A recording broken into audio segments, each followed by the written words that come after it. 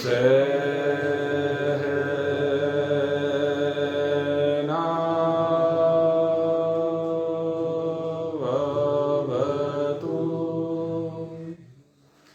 सहनौ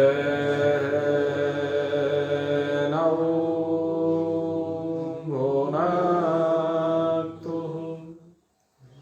सह वीर्यं करवावहै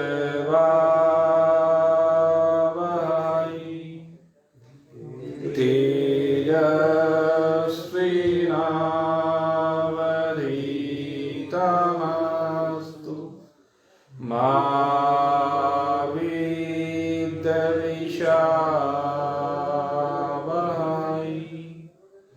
ॐ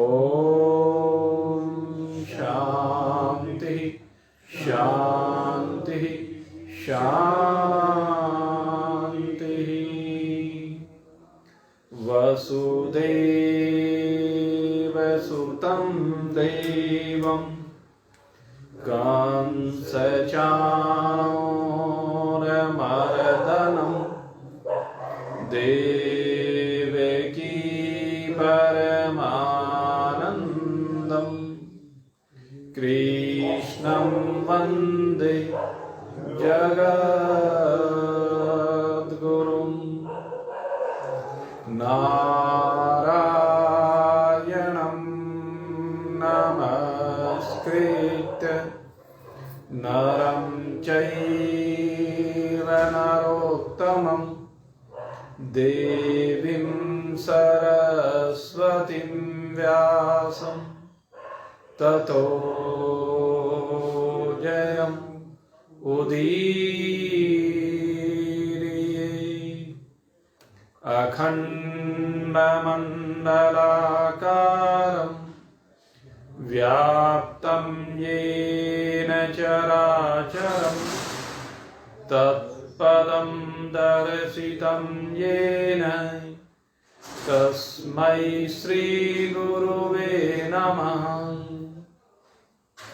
विशुद्धानन्दनामाय ज्ञानोदपत्यादिहेतवे तापत्रयविनाशाय सद्गुरुदेवाय नमो नमः। यं परव्रजन्तमनुपेतं वेदकृत्यं द्वैपायनो विरहकातर आजुहावः पुत्रेति तन्महतया तरवोऽभिनेदुस्तं सर्वभूतहृदय मुनिमानितोऽस्मि। ॐ स्वस्ति नः इन्द्रो वृद्धश्रवाः स्वस्ति नः पूषा विश्ववेदाः स्वस्ति नस्तार्क्ष्यो अरिष्टनेमि स्वस्ति नो बृहस्पतिर्दधातु।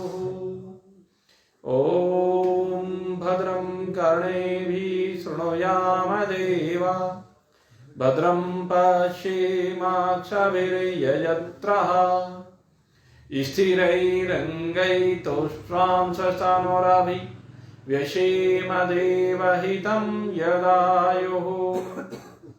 शङ्करं शङ्कराचार्यं केशवं बादराय नमः।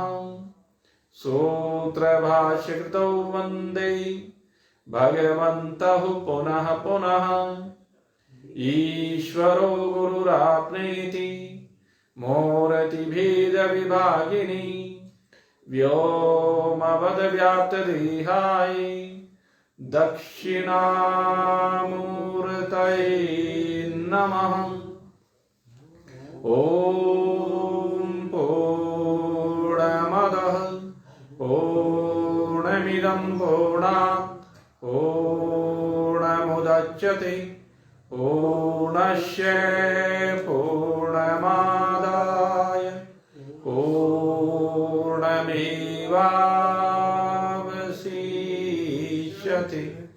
ॐ शान्ति शांति शांति। बोलिए सच्चिदानंद भगवान की जय। मोर मुकुट बंसी वाले की जय। श्यामर रामचंद्र भगवान की जय। उमापति महादेव की जय। पवन सुत हनुमान की जय। बोलो भाई सब संतन की जय। बोलो भाई सब भगतन की जय। जय जय श्री राम। जय जय श्री राम। जय जय श्री राम। बोल सचिया जोता वाली माता तेरी सहाय जय।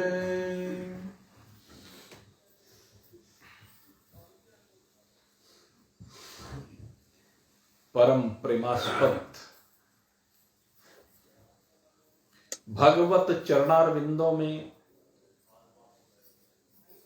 अपने मन को रमाकर इस संसार सागर से पार उतरने के इच्छुक जिज्ञासु वृंद, आइए इस पुनीत पावन भागवत भागीरथी की शरण को हम ग्रहण करें और इसकी शरण को ग्रहण करके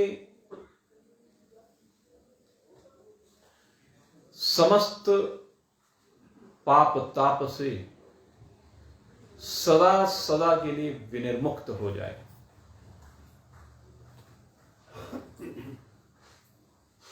परीक्षित जी जो शापग्रस्त हैं, 7 दिन जिनके जीवन के शेष हैं, ये परीक्षित जी हम सभी का प्रतिनिधित्व करते हैं, क्योंकि इन 7 दिनों में जो भी शापग्रस्त है उन सभी की मृत्यु हो ही जानी है। साप है क्या? साप मृत्यु की ओर लेकर जाने वाला, और वरदान अमरता की ओर ले जाने वाला। दोनों में बेसिकली यही फर्क है। वरदान हमें अमरता की ओर लेकर जाता है और साप हमें मृत्यु की ओर लेकर जाता है। अब हमें जो साप मिला है संसार से, अपनी रोज की दिनचर्या से, उसके वशीभूत होकर के हम 7 दिनों में मृत्यु की ओर जा रहे हैं। सप्ताह के 7 ही दिन होते हैं। सप्ताह का प्रयोजन भी यही है कि जो 7 दिन होते हैं, 7 के 7 दिनों में हम मृत्यु की ओर गमन ना करके हम अमरता की ओर गमन करें। हमारे पग निरंतर परमात्मा की ओर बढ़े, क्योंकि वो अमृत्व प्रदान करने वाले हैं। परीक्षित बहुत बाद में चेते, जब केवल 7 दिन शेष रहेंगे, तब उनको ख्याल आया कि सारा जीवन यूं ही घर के काम धंधों में कोल्हू के बैल की तरह से चलते हुए यूं ही गुजार दिया। सारी यात्रा यूं ही व्यर्थ चली गई। लेकिन घबराने की आवश्यकता नहीं। अगर सद्भावना है, श्रद्धा है, मन में विश्वास है और परमात्मा के प्रति प्रेम पूर्ण समर्पण है, तो घबराने की आवश्यकता नहीं है। परीक्षित श्रद्धा के साथ समर्पित होता है, वास्तव में समर्पित होता है मन से, और मन से वास्तव में समर्पित होने के कारण ही भगवान ने स्वयमेव आगे बढ़कर के उनके हाथ को संभाल लिया है। स्वयमेव भगवान ने उनके पास महामुनि सुखदेव जी को भेज दिया कि जाओ। उसने जो अपने आप में बंधन की कल्पना कर रखी है, अपने आप में जो मृत्यु की कल्पना कर रखी है, उसकी इस बंधन की कल्पना को हटाओ। वो जो किसी और की मृत्यु को लेकर के अपनी मृत्यु मान रहा है, उसकी मृत्यु को उससे दूर भगाओ। भ्रम है दोनों, बंधन भी भ्रम है, मृत्यु भी भ्रम है। आप में न मृत्यु है न बंधन है। मुक्त होने की क्या सोचते हो? मुक्त तुम स्वयं हो, तुम्हारा स्वरूप ही यही है। तुम बद्ध नहीं हो, सदा ही मुक्त हो। ये आत्मा ये सदा ही मुक्त है, ये कभी किसी बंधन में आने वाली है ही नहीं। आत्मा कभी बंधन को प्राप्त नहीं होती। बंधन को प्राप्त होता है अज्ञान के कारण जीव, क्योंकि अज्ञान से जीव की उत्पत्ति होती है, और वही जीव उस अज्ञान के कारण से बंधन को प्राप्त होता है। और वही जीव मुक्त होना चाहता है, क्योंकि जो बंधा हुआ है वही तो मुक्त होना चाहेगा। जो सदा ही मुक्त है, जिसका स्वरूप ही मुक्त है, वो क्या मुक्त होने के लिए प्रयास करेगा? तो ये जीवता की जो कल्पना है अज्ञान के कारण, इस कल्पना को हटा दीजिए, तो आपको सीधे सीधे अपना मुक्त स्वरूप अपने आप में अनुभूत हो जाएगा। ये अपने आप में अपने आप अपना स्वरूप अनुभूत होता है।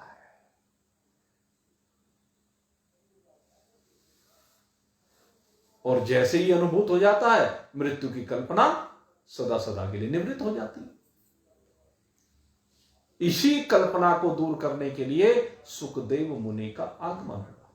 और जैसे ही देखा, परीक्षित की ग्रंथियां खुल गई, परीक्षित के मस्तिष्क की ग्रंथियां खुल गई। उनको देख करके नतमस्तक हुआ, शरणागति को प्राप्त हुआ और प्रार्थना करने लगा। पहले तो जब भी कोई गुरु की शरण में शिष्य जाता है, प्रशंसा करता है, स्तुति करता है, प्रार्थना करता है, फिर अपने विषय को रखता है। तो यहां परीक्षित जी ने भी उसी परंपरा का निर्वाह किया है।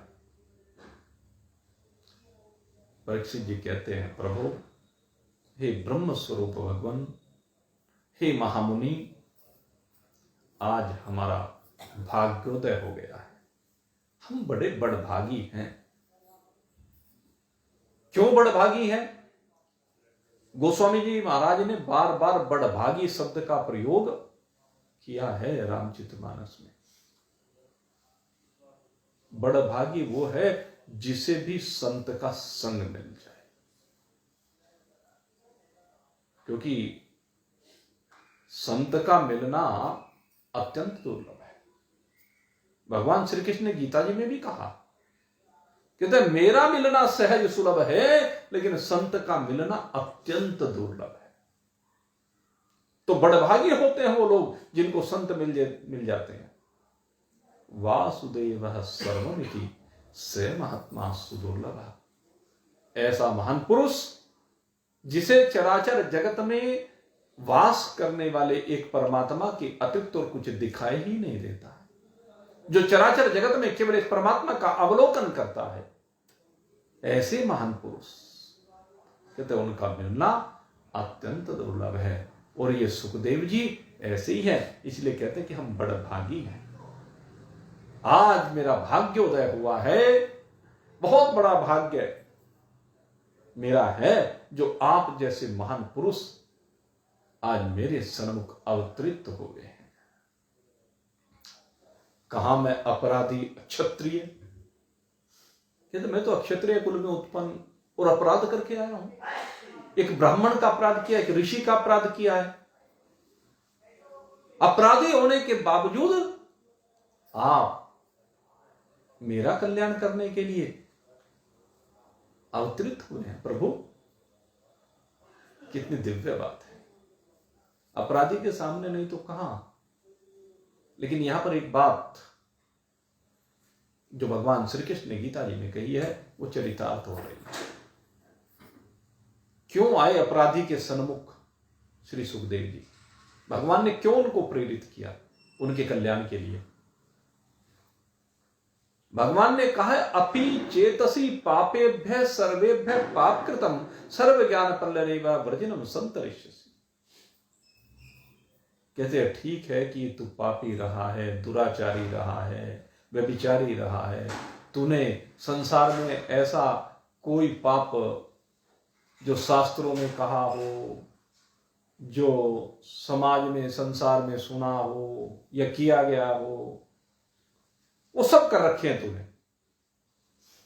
लेकिन अगर एक बार उन पापों का परित्याग करके आज संकल्प ले ले और परमात्मा की शरण में आ जाए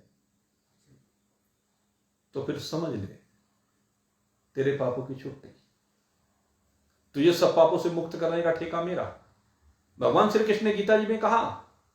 और इस संदर्भ में एक चर्चा रामचरितमानस में ही आती है। रामचरितमानस में क्या वो किंवदंती है, वैसे एक चर्चा आती है, बहुत प्रसिद्ध लोक व्यवहार में बात है कि जब रावण के द्वारा तिरस्कृत हुआ विभीषण, या विभीषण की बात कर रहे थे, विभीषण जब तिरस्कृत हुआ एक राक्षस कुल में उत्पन्न होने वाला विभीषण रावण से तिरस्कृत होकर के कहां गया? भगवान श्री राम की शरण में। और भगवान श्री राम की शरण में उनके शत्रु का भाई आ रहा है और शत्रु के भाई को देखकर जब वो शरण में आया तो अभय दान दिया। और न केवल अभय दान दिया अपितु पारितोषिक दिया भगवान ने। तो हमारी शरण में आया है, इसलिए लक्ष्मण जी को कहा जाओ लक्ष्मण समुद्र का जल लेकर आओ। समुद्र का जल लेकर आए। समुद्र क्योंकि अत्यंत पवित्र माना जाता है, समस्त पवित्र नदियों का जल समुद्र में जाकर के एक रूपता को प्राप्त हो जाता है, इसलिए माना जाता है कि समुद्र में सारे तीर्थों का वास है। तो समुद्र का जल मंगाया और समुद्र के जल से जो असुरत्व की रेखा उसके मस्तक पर खिंची हुई थी उस असुरत्व को समाप्त कर दिया और असुरत्व से देवत्व वाली पदवी को उसको प्रदान किया है। आप कहेंगे कि वो तो देवत्व कैसे मिल गया? अरे जिसके मस्तक पर भगवान ने अपने अंगूठे की छाप लगा दी हो वो असुर रह सकता है क्या? वहां तो अब छाप लग गई है भगवान की। और कह दिया विभीषण आज से हमारी दृष्टि में तुम ही लंकेश हो। लिख दिया आज लंकेश। अब हनुमान जी भगवान के सेवक हैं, कहने लगे प्रभु आपने लिख दिया और जो लिख दिया सो उसको तो कोई अब हिला नहीं सकता। अब लंका के राज सिंहासन पर तो विभीषण ही आसीन होगा, इसमें कोई दो राय नहीं। लेकिन प्रभु एक बात पूछना चाहता हूं कि तो वो दुराचारी रावण, वो पापी रावण जिसने माता सीता का हरण किया आपकी अनुपस्थिति में, वो दुष्ट रावण, वो कुल कलंक रावण, कि तो दुनिया में कोई ऐसा अपराध नहीं जो उसने ना किया हो। उसके राज्य में कोई स्त्री सुरक्षित नहीं थी। उसके राज्य में नरभक्षी,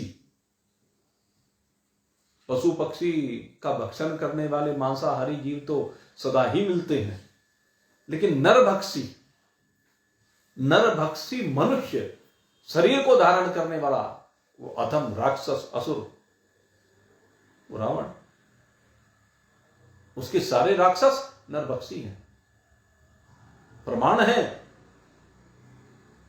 जब भगवान श्री राम को अस्थियों का ढेर दिखाया,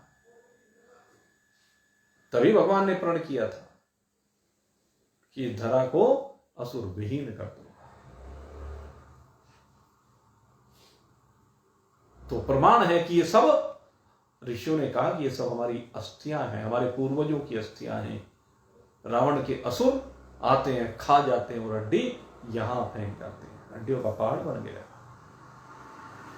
अस्थि समूह देख रघुरा, दिल भराया मेरे राम जी का क्यों हो, इतना अधर्म, इतना पाप उस दुष्ट रावण के द्वारा। कहते हैं अब वो पापी रह नहीं पाएगा, ज्यादा दिन का समय अब उसके पास नहीं बचा है, क्योंकि अब विभीषण का राज तिलक कर दिया है। लेकिन हनुमान जी कहते हैं प्रभु, अगर वो दुष्ट पापी किसी कारण से उसे बुद्धि मिल गई, सद्बुद्धि मिल गई, और सद्बुद्धि के मिलने पर वो आपकी शरण में आ गया, तब आप क्या करेंगे? तो भगवान ने कहा कौन बड़ी बात है, इसमें कौन बड़ी बात है? अरे भाई, विभीषण तो लंका का राजा निश्चित है, लेकिन भरत के पास अयोध्या का राज्य धरोहर के रूप में है। मैं अगर वो दुष्ट मेरी शरण में आ गया तो मैं उसे अयोध्या का राज्य दे दूंगा, अयोध्या का राजा उसको बना दूंगा। तो भगवान ये बात चरितार्थ करके दिखाते हैं कि अगर कोई पापी भी उनकी शरण में आ जाए, और हम सब लोग जितने भी इस मनुष्य शरीर में हैं, उनमें शायद कोई ऐसा नहीं है जिसने पाप ना कर रखे हो।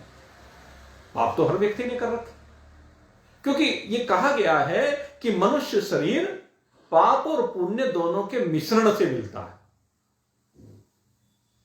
और इसी कारण से इस मनुष्य शरीर में समय समय पर पुण्य कर्मों का फल भी मिलता है और पाप कर्मों का फल भी मिलता है, दोनों कर्मों का फल मिलता है। लेकिन कहते हैं एक बार अगर यदि तू सच्चे मन से सब कुछ का परित्याग करके मेरी शरण में आ गया, अहम त्वा सर्व पापेभ्यो, भगवान कहते हैं अहम त्वा सर्व पापेभ्यो। कौन से? जो धरती पर पाप कहे गए हैं, सुने गए हैं, किए गए, वो सब पाप भी तूने क्यों ना कर रखे हो, जैसे रावण ने कर रखे। कोई पाप ऐसा नहीं था जो उसने ना कर रखा हो, सब पाप। अगर ये फिर भी सर्वधर्मा परित्यज्य माम एकम शरणं व्रज अहम त्वा सर्व पापेभ्यो मोक्षयिष्यामि मा शुचः, मैं तुझे उन सब पापों से मुक्त कर दूंगा। तो इस बात को समझ लीजिए, हमने जो भी पाप कर रखे हैं, अगर यदि हम उनसे मुक्त होना चाहते हैं, हम चाहते हैं कि अब इन पाप का फल हमें स्पर्श ना करे, तो बस विश्वेश पादाम्बुज दीर्घ नोखा। हमारे गुरुदेव कहा करते थे विश्वेश पादाम्बुज दीर्घ नौका। विश्वेश पादाम्बुज, विश्वेश माने सारे जगत का जो मालिक है, सारे जगत का विश्व जमा ईश्वर, जो विश्व का ईश्वर है, कहते हैं उसके पादाम्बुज, उसके जो चरण कमल है, कह रहे थे ना सारों को कमल की बात हो रही है, उसके कर कमल, उसके पाद कमल, उसका मस्तक कमल, उसकी आंखें कमल, उसकी नासिका कमल, उसका मुख कमल, सब कुछ कमल ही कमल। अंबुज, जिसके चरण कमल, विश्वेश पादांबुज दीर्घनो कहा, ऐसी दीर्घनो का है कि उसमें बैठने के बाद, उसमें विराजमान होने के बाद फिर ठेका उसका है। एक बार हो तो सही समर्पित। तो ये परीक्षित जी आज समर्पित हो रहे हैं, अपने को बड़भागी कह रहे हैं, क्योंकि समर्पित हो गए, सब कुछ का परित्याग करके पूर्ण वैराग से संयुक्त होकर के ये गंगा जी के तट पर आमरण अनशन पर बैठे कि मुझे भगवान को पाना है।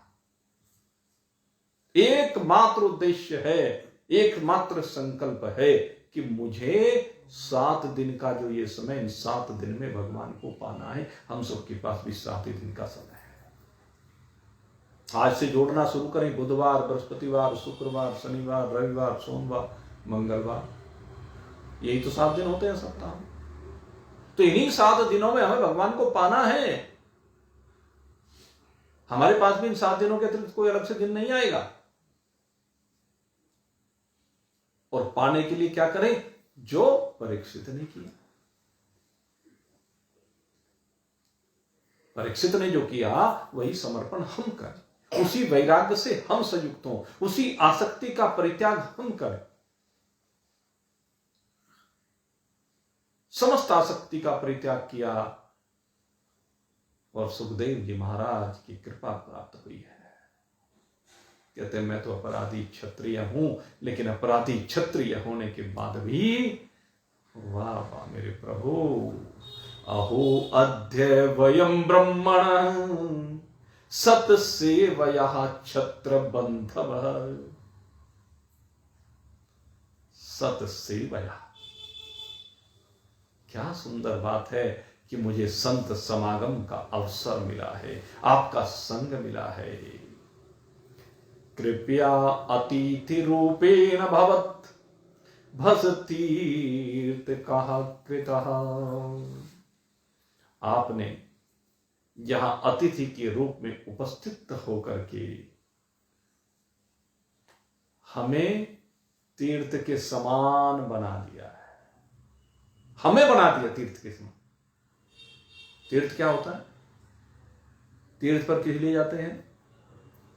तीर्थ पावन करने वाला होता है। तीर्थ पर हम जाते हैं अपने पापों को धोने के लिए। अब कुंभ का स्नान का समय चल रहा है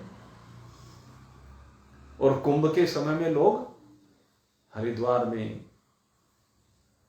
गंगा स्नान करने के लिए जाएंगे। किस लिए? तो पुण्यार्जन होगा, पापों का अक्षय होगा, मल धुलेंगे, इसलिए जाते हैं। तो तीर्थ पावन करने वाले हैं। लेकिन कह रहे कि आपके दर्शन से कितना प्रभाव है सुखदेव जी का, चिंतन करें। कि कहते आपके दर्शन मात्र से मेरे जैसा अपराधी क्षत्रिय है वो तीर्थ रूप बन गया,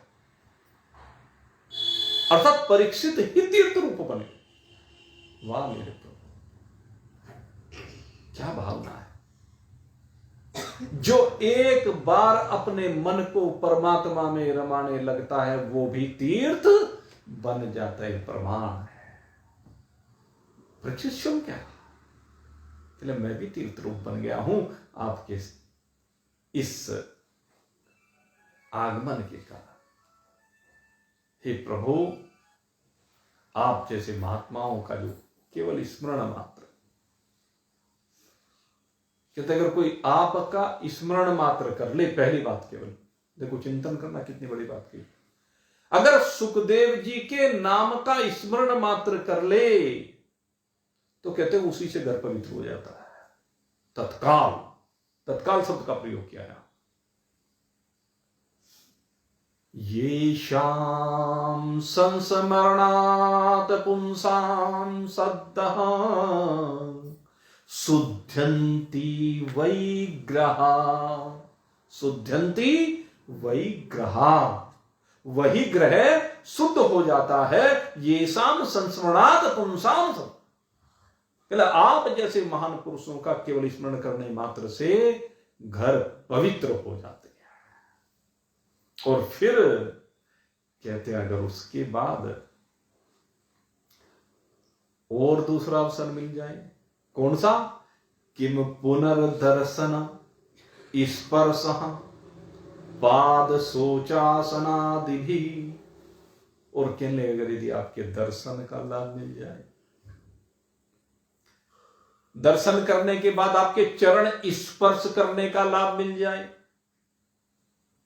और चरण स्पर्श के बाद अगर पाद प्रक्षालन का अवसर मिल जाए, चरण धोने का अवसर मिल जाए, चरण धोने के बाद उनके चरणों का अमृत पान करने के लिए मिल जाए, तो कहते हैं जन्म जन्मांतर युग युगांतर में जो पाप कर रखे हैं वो भी धुल जाते हैं।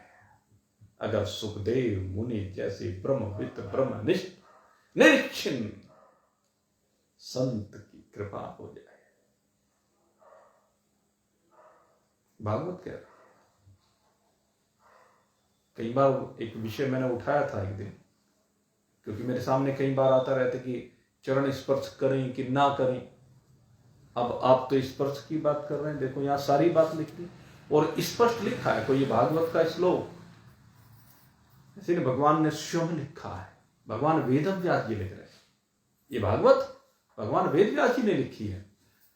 किम पुनर्दर्शन स्पर्श पाद सोच, पाद सोच माने पाद प्रक्षालन, फिर आसनादि भी, आसन आदि। तो इसके बाद तो कोई शंका नहीं रह जाती। महान पुरुषों के चरण स्पर्श करना, उनके चरणों का पाद प्रक्षालन यानी चरणामृत ग्रहण करना, कहते हैं पवित्र बना देता है। जन्म जन्मांतर कल्प कल्पांतर के पापों को अक्षय करने वाला। इसलिए इसमें घबराने की बात नहीं है।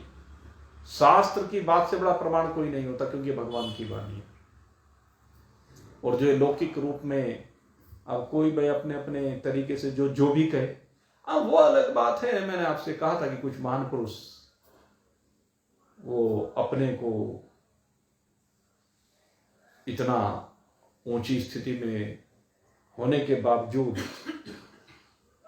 वो कहते कि नहीं भाई, मैं तो आप में परमात्मा को देख रहा हूं, आप मेरे लिए परमात्मा स्वरूप है, इसलिए आपसे मैं कैसे पैर छुलाऊं? क्योंकि उनकी दृष्टि में सर्वत्र परमात्मा, इसलिए वो पैर छुआना नहीं चाहते। वो एक अलग विषय, वो उनकी महानता है, उनका बड़प्पन है। लेकिन अगर किसी को यह सौभाग्य मिलता है, ऐसे महान पुरुषों के पाद प्रक्षालन का सौभाग्य मिलता है। हमारे गुरुदेव जब आया करते थे तब कभी अवसर मिला करता था। पाद प्रक्षालन करने का तरीका होता है, जल में दूध मिलाएं, गंगा जल मिलाएं, पुष्प आदि सुगंधित द्रव्य, उनसे पाद प्रक्षालन करें। खूब अच्छी तरह से मल करके धोने चाहिए। महान पुरुषों के चरण जैसे मेरे भगवान श्री कृष्ण ने धोए। भगवान श्री कृष्ण ने सुदामा के पग ऐसे ही धोए, और ऐसे केवट ने भगवान के धोए। दोनों घटनाएं, एक तरफ केवट भगवान के चरण धो रहा है मेरे प्रभु श्री राम के, और दूसरी तरफ भगवान स्वयं सुदामा जी के चरण धो रहे हैं। हिसाब बराबर हो गया। भक्त ने भगवान के चरण धोए और भगवान ने भक्त के चरण धोए। उसके बाद उस चरणामृत को ग्रहण किया। कब तक? जीवन पर्यंत केवट ने ग्रहण किया, जीवन पर्यंत। कठोते में धोए ना, लकड़ी के कठोते में उसने शोषण कर लिया। रोज चरणामृत का पान करता है ये केवट, इसीलिए केवट को बड़भागी कहा है। परीक्षित अपने मुंह से अपने आप को बड़भागी कह रहा है। कहने पहले तो भगवान ने कृपा की, आपका दर्शन मिल गया, तो दर्शन मिलने के बाद फिर चरण स्पर्श करना चाहिए। सबसे पहले साष्टांग प्रणाम करना चाहिए। महान पुरुषों की रज को अपने मस्तक पर धारण करने चाहिए, अपने शीश पर धारण करनी चाहिए, और उसके बाद उनका पाद प्रक्षालन करके उस चरणामृत को ग्रहण करना चाहिए, सारे घर में छिड़काव करना चाहिए, ये पाद प्रक्षालन। और फिर कहते हैं अगर आसन आदि, यानी फिर उनका वहां पर बैठने का प्रोग्राम हो जाए। अभी तो इतना ही ऊपर ऊपर की बात थी, लेकिन अब वो बैठने का प्रोग्राम हो जाए, उनकी सेवा करने का अवसर मिल जाए। उसके बाद सेवा, यहां पर दान आदि शब्द का प्रयोग किया। दान आदि से मतलब यहां उस दान से नहीं, यहां पर उनकी सेवा से मतलब है, यानी उनको भोजन कराने का अवसर मिल जाए, उनके चरण दबाने का अवसर मिल जाए। और सबसे बड़ी बात है,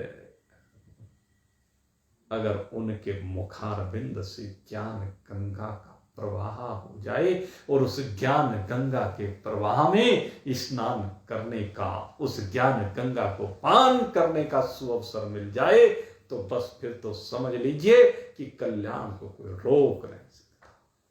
क्योंकि अंतिम चीज यही है, अंतिम यही है कि महान पुरुषों के श्रीमुख से आत्मज्ञान का श्रवण हो जाए। और ये परीक्षित कहते हैं ऐसा सुअवसर प्रभु मुझे मिला है।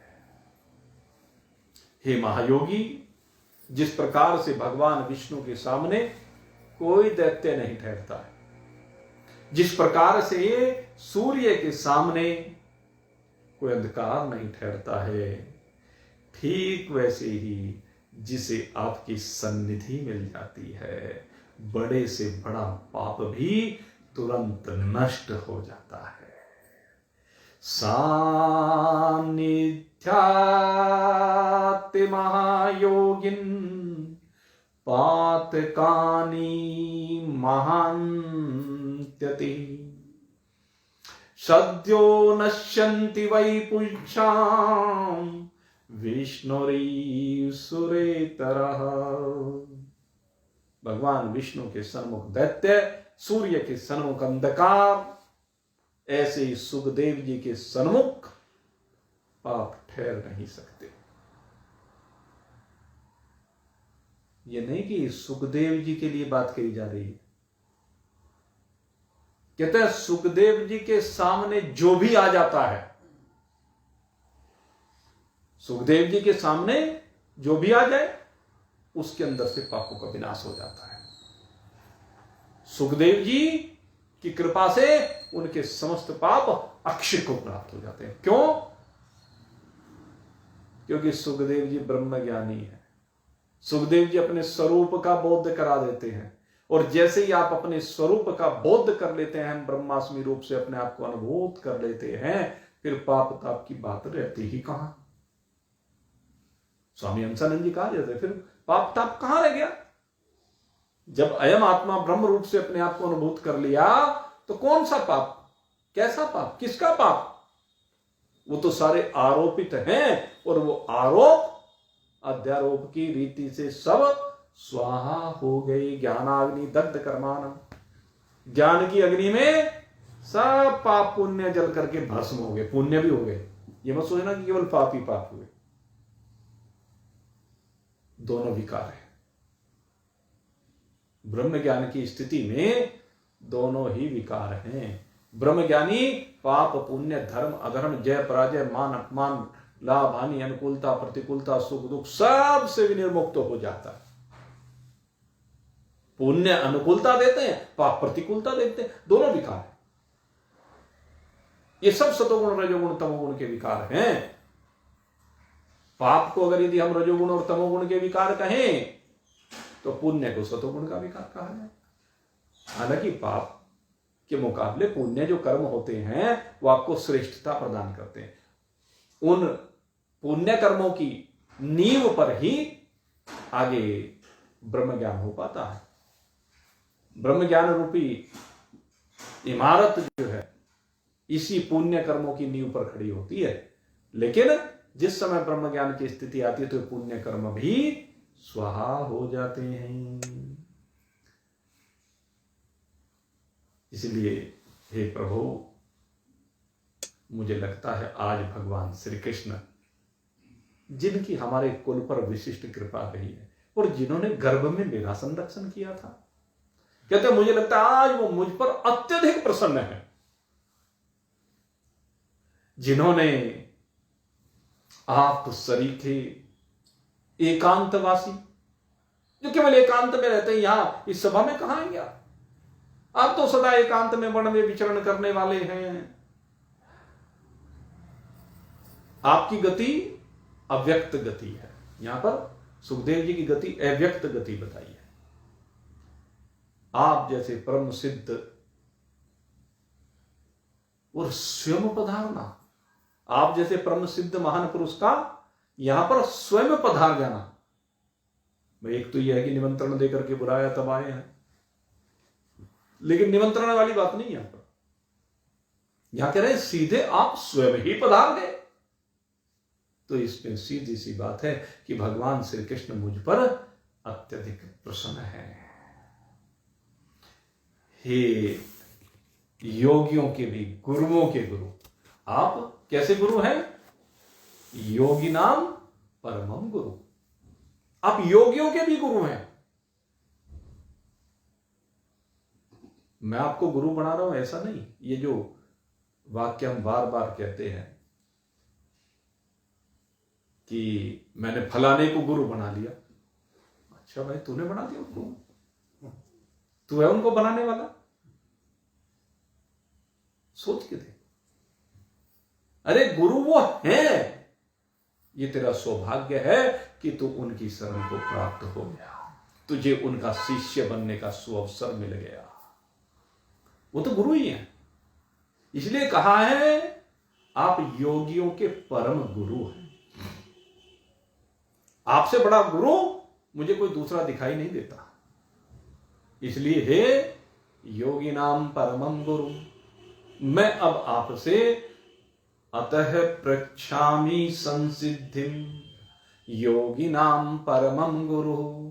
इसलिए हे भगवान सुखदेव जी, मैं आपसे कुछ पूछना चाहता हूं। अब आकर के पहले प्रशंसा की है खूब, और प्रशंसा करने के बाद, उनकी स्थिति का वर्णन करने के बाद, उनकी स्तुति करने के बाद, अब परीक्षित ने अपना मंतव्य उनके सामने रखना प्रारंभ किया है। क्या कह रहे हैं? पुरुषस्य यत् कार्यम म्रियमानस्य सर्वथा। पहला प्रश्न है कि जो पुरुष सर्वथा मरणासन है। मरणासन माने बस मृत्यु सामने खड़ी है, यमदूत दिखने लगे हैं। यमदूत दिखाई दे रहे हैं। जिसको भगवान के पार्षद दिखाई देते हैं उसकी मृत्यु नहीं होती। जिसको यमदूत दिखाई देते हैं उसकी तो मृत्यु होती है। तो कहते जिसे बिल्कुल यमदूत सामने दिखाई दे रहे हो, जिसे लग रहा अब तेरी निश्चित मृत्यु है, दिखते हैं क्या किसी को? देखे कभी यमदूत? खड़े सामने, बस एक डोर लटक रही है कच्चे सूत के धागे में। कच्चे सूत का धागा है, जीवन की डोर उस कच्चे सूत के धागे से बंधी हुई लटक रही है। दिखी नहीं अब तक? देख लो इस डोरी को, और जब देखोगे तो दिखाई देगा ओ ये तो बिल्कुल सामने खड़ी है। अरे अगर सामने खड़ी है तो क्या करूं? तब जागरूकता आएगी, तब आप परीक्षित बने। जब मृत्यु आपको सामने खड़ी हुई दिखाई देने लगे तब सब कुछ भूल जाओगे। क्यों? जिनसे मोह कर रहे हो, जो सामान जोड़ रहे हो, वो सब का सब अब दिखने लगेगा। हाय, इतनी मेहनत करके, इतना संघर्ष करके, इतने सालों में क्या क्या पापड़ बेले, इतना धन इकट्ठा किया, और ये छोड़ने पड़ेगा। छूट गए तो अब इसमें कुछ भी नहीं जाएगा। अब तो अन्न भी छोड़ दिए, वस्त्र भी छोड़ दिए परीक्षित ने। आप ले जाओगे क्या अन्न को? आप ले जाओगे क्या वस्त्रों को? आप ले जाओगे क्या इन आभूषणों को? आप ले जाओगे क्या इस मकान को? आप ले जाओगे क्या रोजगार के साधन को?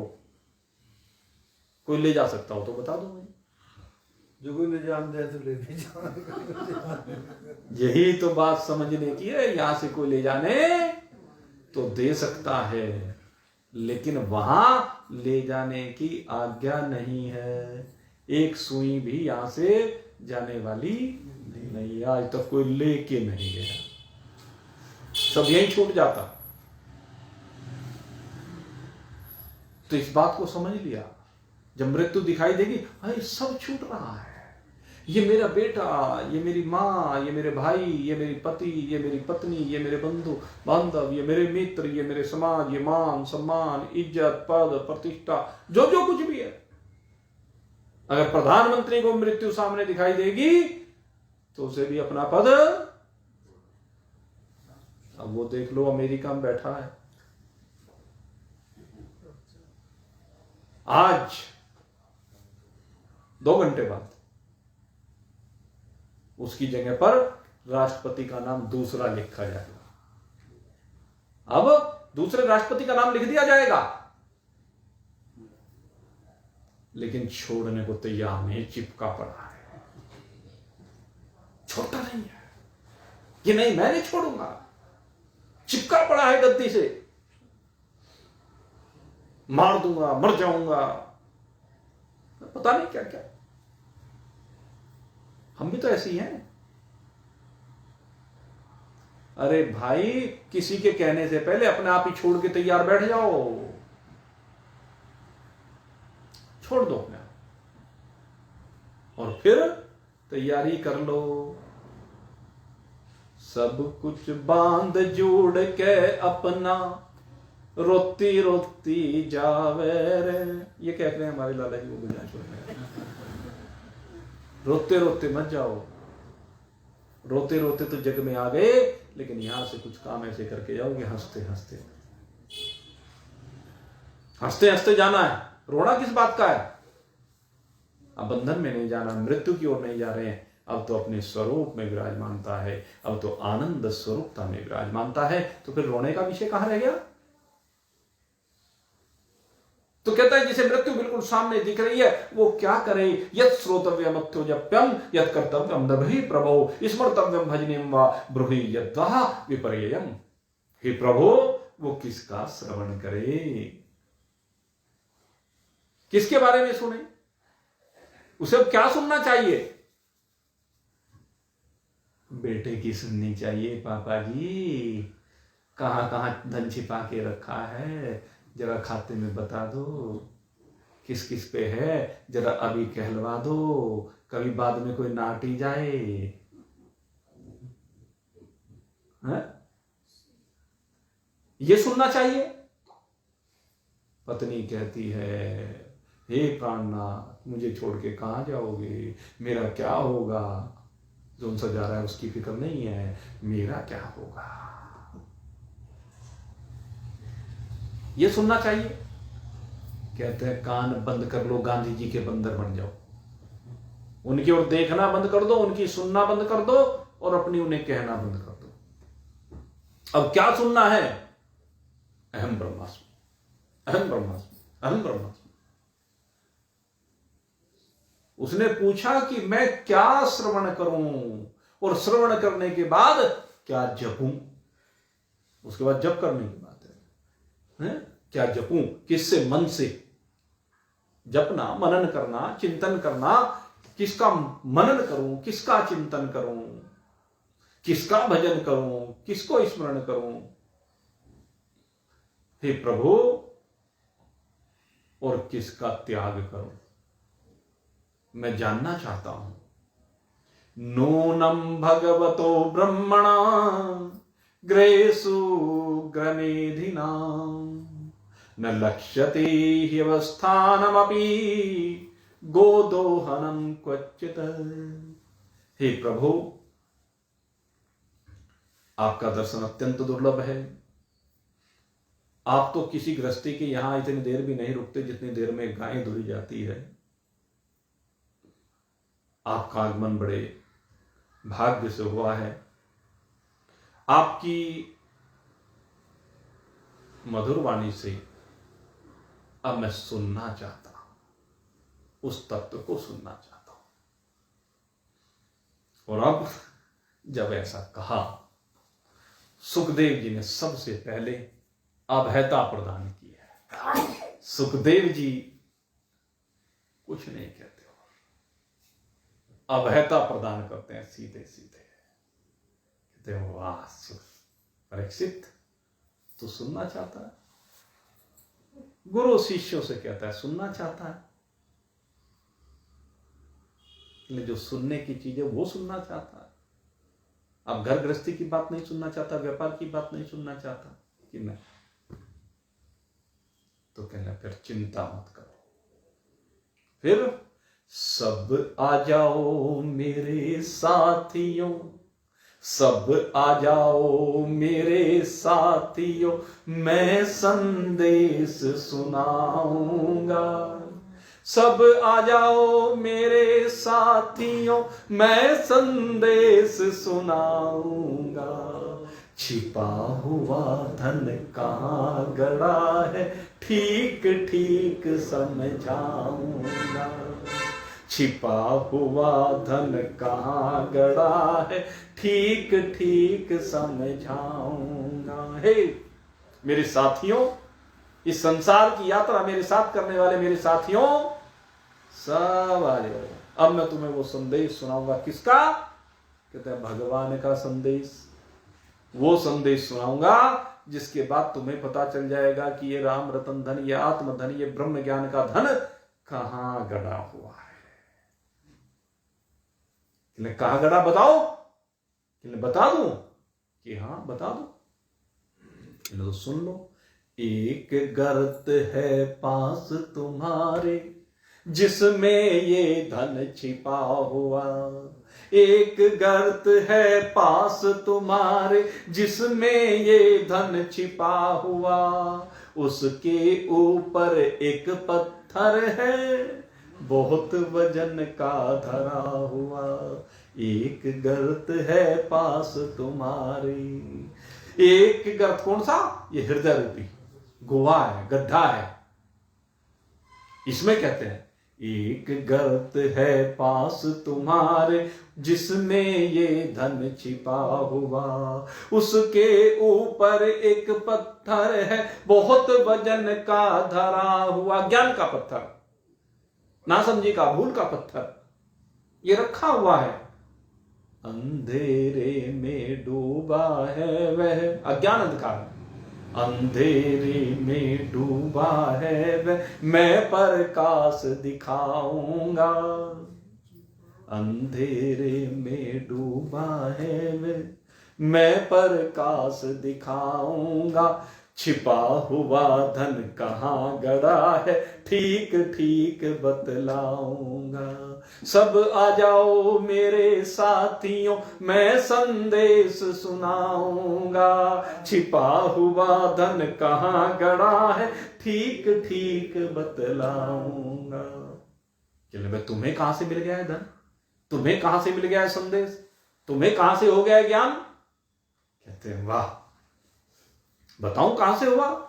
मुझे बताया गुप्त भेदिए, मुझे बताया गुप्त भेदिए, सारा श्रुति के मंत्रों ने। मुझे बताया गुप्त भेदिए, सारा श्रुति के मंत्रों ने।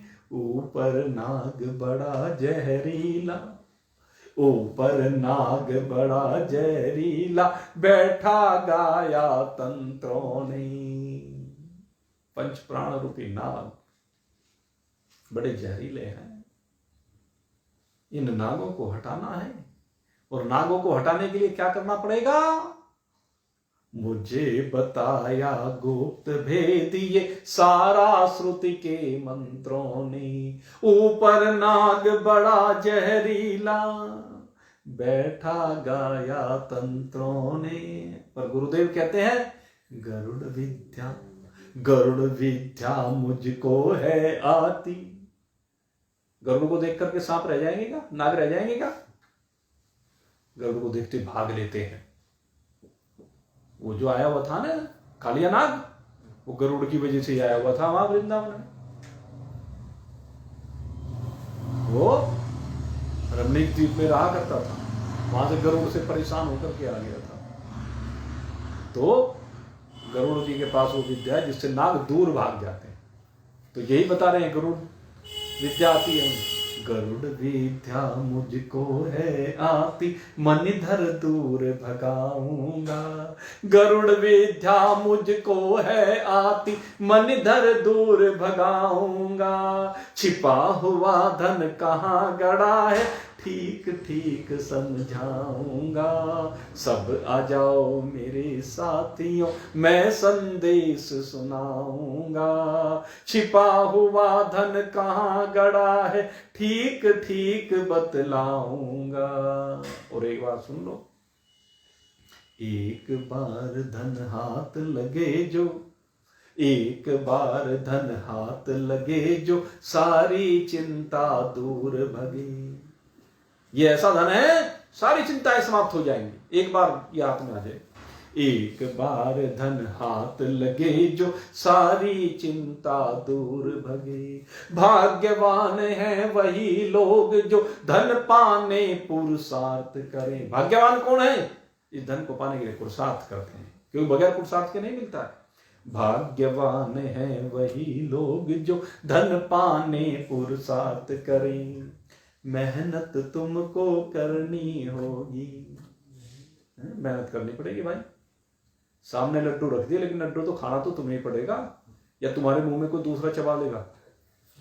चबाना तो तुम्हें ही पड़ेगा ना, इसलिए मेहनत तुम्हें करनी पड़ेगी। मेहनत तुमको करनी होगी, गुरुदेव कहते हैं मेहनत तुमको करनी होगी, मैं उपाय बतलाऊंगा। मैं तो केवल उपाय बता सकता हूं, मेहनत स्वयं करनी होगी। मेहनत तुमको करनी होगी, मैं उपाय बतलाऊंगा। छिपा हुआ धन कहाँ गड़ा है, ठीक ठीक बतलाऊंगा। सब आ जाओ मेरे साथियों, मैं संदेश सुनाऊंगा। छिपा हुआ धन कहाँ गड़ा है, ठीक ठीक बतलाऊंगा। और क्या करो? ज्ञान रोशनी करो हृदय में, ज्ञान रोशनी करो हृदय में, मोह सांप को मारो तुम। ज्ञान रोशनी करो हृदय में, मोह सांप को मारो तुम। सद्विचार वैराग्य शांति अपने उर में धारो तुम। सद्विचार वैराग्य शांति अपने उर में धारो तुम। फिर अभिमान उखाड़ो पत्थर, अभिमान का पत्थर, फिर अभिमान उखाड़ो पत्थर, आत्मराशि समलाऊंगा। छिपा हुआ धन कहाँ गड़ा है, ठीक ठीक समझाऊंगा। सब आ जाओ मेरे साथियों, मैं संदेश सुनाऊंगा। छिपा हुआ धन कहाँ गड़ा है, ठीक ठीक समझाऊंगा। सुखदेव जी कहते हैं सब आ जाओ, चिंता मत करो, क्योंकि बहुत ऋषि मुनि एकत्रित हो गए थे वहां पर। सब बैठे हुए थे, विचार कर रहे थे कि कैसे परीक्षित का कल्याण हो। तो सुखदेव जी कहते हैं कल्याण तेरा अपना स्वरूप है, बस ऊपर जो अज्ञान का आवरण पड़ा हुआ है उसको मैं हटाऊंगा, इसलिए चिंता मत कर। और यह ज्ञान कैसे हटेगा? अब सुखदेव जी वो पूरा ज्ञान इस दूसरे स्कंद में परीक्षित जी को प्रदान करते। ये दूसरा स्कंद यद्यपि श्रीमद् भागवत का सबसे छोटा स्कंद है, लेकिन सबसे महत्वपूर्ण, इससे महत्वपूर्ण कोई दूसरा स्कंद नहीं। जैसे गीता जी का दूसरा अध्याय सबसे कीमती है, ऐसे ये दूसरा स्कंद सबसे महत्वपूर्ण है। भले ही 10 अध्याय हों, लेकिन इनको बहुत अच्छी तरह से आपको समझाने का प्रयास करेंगे। और ये मैं गारंटी के साथ कह सकता हूं, जिसने इन 10 अध्यायों का स्वाध्याय कर लिया, भली प्रकार से समझ लिया, कोई भी जीवन में शंका नहीं रह सकती। क्योंकि इसमें संपूर्ण ज्ञान दिया है श्री सुखदेव जी ने। वो ज्ञान है जिसे जानने के बाद आप अयम आत्मा ब्रह्म रूप से अपने आप को अनुभूत करेंगे। आपको अपने आप में परमात्मा भाव की उपस्थिति अनुभूत होने लगेगी। इसलिए इसकी ओर प्रेम के साथ बढ़ेंगे, धीरे धीरे बढ़ेंगे, समझकर बढ़ेंगे। मैं भी बहुत आराम से इसको आपको समझाने का प्रयास करूंगा, क्योंकि कोई ऐसा तो है नहीं कि वह रेल छूटी जा रही है। इसलिए इसको बहुत गहनता के साथ, क्योंकि गहन रहस्यात्मक है, तो सब चीजें आपको धीरे धीरे एक एक श्लोक करके स्पष्ट करने का प्रयास करेंगे। आप सबके लिए बहुत बहुत शुभकामना करते हुए अब यहीं पर आज के सत्संग को विश्राम देंगे। बोलिए सच्चिदानंद भगवान की जय। मोर मुकुटवंशी श्यावर रामचंद्र भगवान की, उमापति महादेव की, पवन सुत हनुमान की। बोलो भाई सब संतन की, बोलो भाई सब भगतन की। जय जय जय जय जय जय। बोल सचिया जोता वाली माता तेरी सराय। नारायण।